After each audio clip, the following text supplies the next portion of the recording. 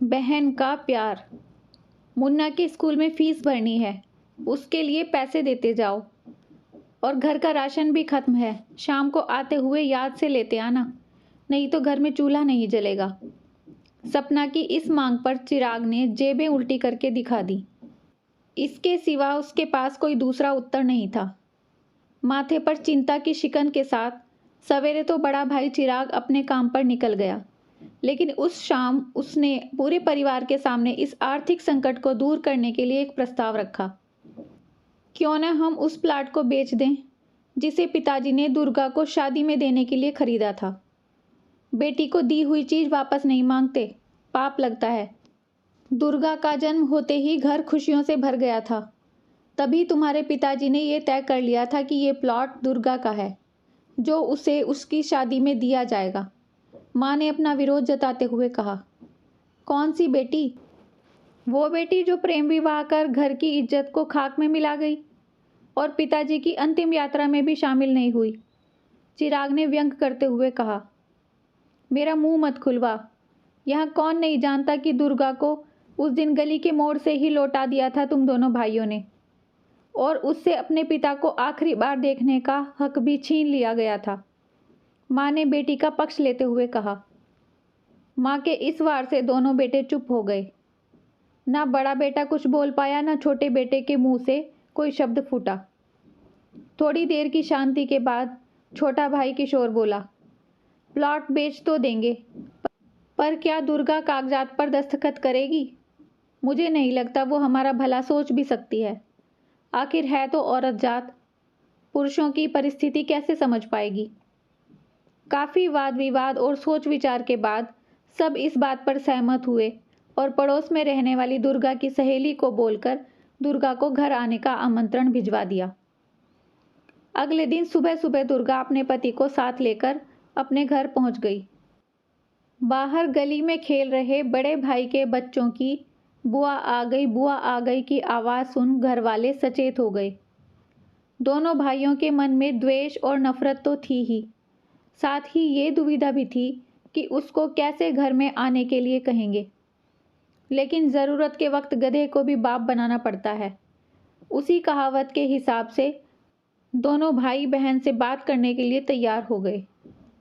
दरवाजे पर बेटी और दामाद ने पूरे 8 साल बाद कदम रखा तो माँ की आंखें भर आई और दोनों को बड़े प्यार से घर के अंदर लेकर आई। बेटी और दामाद भी माँ का इतना स्नेह देखकर भाव विभोर हो गए। शाम को बेटी, दामाद और बेटे सब साथ बैठे थे। तब माँ ने हिचकिचाते हुए प्लॉट का मुद्दा उठाया। दुर्गा को थोड़ा आभास तो था कि कोई बड़ी बात होगी, तभी इतने दिनों बाद भाइयों ने घर बुलाने की सोची है। जो भाई आखिरी समय में पिता का मुंह भी देखने देने के खिलाफ थे, वो भाई अचानक इतने कैसे बदल गए? लेकिन अब उसको सारी बात समझ में आ गई। दुर्गा ने तिरछी नज़र से पति की तरफ देखा तो वो बोल पड़ा, देखो माँ जी, शादी से पहले जो कुछ आपका था वो आपका ही रहेगा।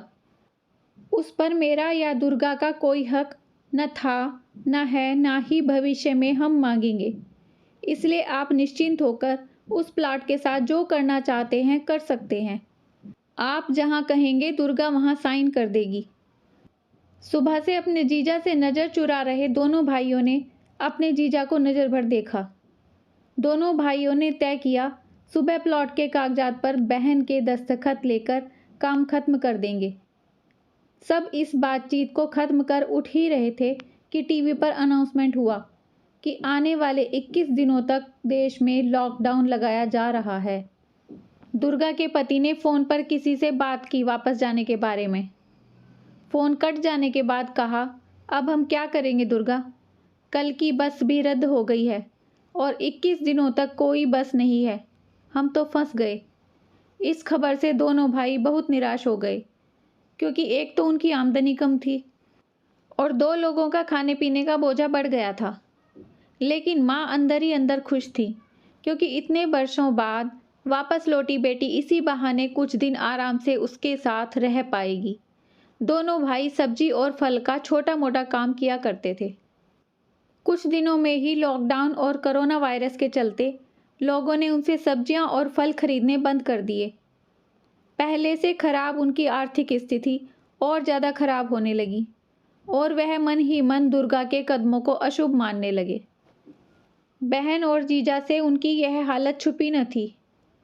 दुर्गा के कहने पर उसके पति ने दोनों भाइयों की सब्जी और फल की रेहड़ियों पर लोहे की रोड और जालियां फिट कर दी। बाजार जाकर दोनों के लिए कैप, हाथों के दस्ताने और थोक के भाव से सब्जियां और फल खरीद लाए। दोनों की रेहड़ियां अच्छे से तैयार कर, फल और सब्जियां ढक कर दोनों भाइयों को टोपी और दस्ताने देकर जीजा जी ने उनसे कहा, एक बार इस तरह से धंधा करके देखो, शायद आपका मुनाफा बढ़ जाए। थोड़ी देर आनाकानी करने के बाद दोनों भाइयों ने जीजा जी के समझाए अनुसार धंधा शुरू किया। 2-3 दिन बाद ही कोरोना से घबराए लोग अब ढकी हुई फल और सब्जियां और दस्ताने और सेफ्टी का ध्यान रखकर बेचने वालों से ही फल और सब्जियां खरीदने लगे। इस तरह समझदार दामाद की वजह से धीरे धीरे दोनों भाइयों का धंधा अच्छा चलने लगा और उनके घर का गल्ला जो पहले से खाली हो रहा था अब धीरे धीरे भरने लगा। माँ जैसे अपने मरे हुए पति से मन ही मन संवाद साधने लगी। देखो जी, आपकी दुर्गा सच में लक्ष्मी है। उसके पांव घर में पड़ते ही घर खुशियों से भर रहा है। दोनों भाइयों की आंख में पहले जो गुस्सा था उसकी जगह अब शर्म ने ले ली थी। वह मन ही मन सोचते थे, क्या गलत किया था बहन ने, जो हमने उसके साथ इतना बुरा सलूक किया। अपनी पसंद से शादी ही तो की थी और शादी करने से पहले हमें बताया भी तो था। हम ही थे जो उसे स्वीकार न कर पाए। दोनों भाइयों के मन में द्वेष और नफरत धीरे धीरे क्वारंटाइन हो गए। 21 दिन बाद जब दीदी और जीजाजी प्लॉट के कागज पर साइन करने जाने लगे, तब दोनों भाइयों ने उन्हें रोक लिया और उनसे माफ़ी मांगी। शादी के वक्त हमने आपको कोई तोहफा तो दूर की बात है, आपका हक भी नहीं दिया था। लेकिन अब इस प्लॉट को स्वीकार कर हमें प्रायश्चित करने का मौका दीजिए। दुर्गा ने भाइयों को पेपर लौटाते हुए कहा, मुझे इतने सालों बाद आप सभी का प्यार और घर आकर माँ से मिलने की इजाज़त मिल गई। इसके अलावा और कुछ नहीं चाहिए मुझे। भैया चलिए, मैं पेपर्स पर हस्ताक्षर कर देती हूँ। आगे आपके काम आएगा ये प्लॉट। सभी की आंखों में खुशी के आंसू आ गए और माँ ऊपर देखकर बोली, देखा, आपकी लाडली ने आज फिर हमारा घर खुशियों से भर दिया। दोस्तों, कैसी लगी ये कहानी आपको? अपने विचार कमेंट्स में बताना मत भूलिए। अगर अच्छी लगी है तो लाइक, शेयर, सब्सक्राइब कर दीजिए। अपना खूब सारा ध्यान रखिए, खुश रहिए, मुस्कुराते रहिए।